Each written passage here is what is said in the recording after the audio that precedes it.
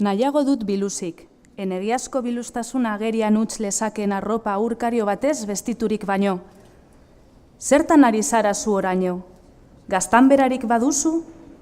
Mututu ginen bapatean, eta bilkura, gelarainako 0,1 metroak oinez egin genituela, ez hitzaigun hitzapurrik ere atera.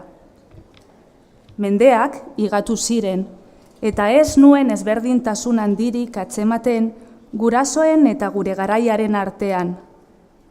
Erresta pakete haiek, subentzio paperak beterik, herriko etxera zijoa zen, eta guk gauza bera egiten genuen, hitz irudiz ekeligoak erabiliz. Estrategiak dirdirarazi arditak ieslari zebiltzala konturatzean, etzipenean edo salaketa hutsean bera ez erortzeko ametsak erregiak geneuzkan. Zorrak ez zuen baitezpada zuzentasuna baldintzatzen. Menpekotasuna zen, estralurtegiak.